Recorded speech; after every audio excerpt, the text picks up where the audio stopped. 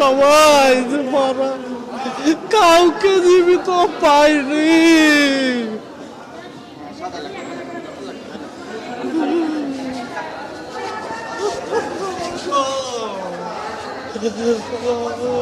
Actually আমি তো জানছি 4:45-এর দিকে। আমার এই পরিবারের বড় সন্তান খালাতো ভাই জনি, সে অন্য গাড়িতে ছিল। সে ফোন করে জানাইছে যে ভাইয়া দেখেন তো আমাদের বিয়ের গাড়িতে অ্যাক্সিডেন্ট করেছে, এখন 2 জন মারা গেছে স্পট ডেট। এটা মোংলা হচ্ছে আপনার রামপালে রয়েছে, আর বাকি 8 জনকে নিয়ে খুলনায় গিয়েছে। এখন কে কে কী অবস্থায় আছে যে দেখেন, আমরা এখানে এসে সবাইকে মৃত অবস্থায় দেখেছি।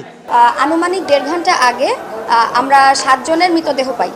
7 জনের মৃতদেহ পাই। আর কিছুক্ষণ আগে 10-15 মিনিট আগে আমি 12-13 বছরের একটি বাচ্চাও একই পরিবারের, তার মৃতদেহ পাই। আর 7 জনের মধ্যে 1 বছরের নিচে 2টি শিশু, 3 জন নারী আর 2 জন পুরুষ রোগী ছিল, মানে মৃতদেহ ছিল।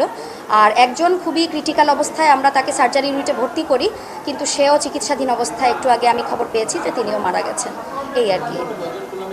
মোটামুটি 9 জন এসেছিলেন, তার মধ্যে 9 জনই, মানে 8 জনকে আমরা মৃত অবস্থায় পেয়েছি, আর একজন হচ্ছে খুবই সংকটাপন্ন অবস্থায় ভর্তি হয়েছিল, এখন চিকিৎসাধীন অবস্থায় মারা গেছে।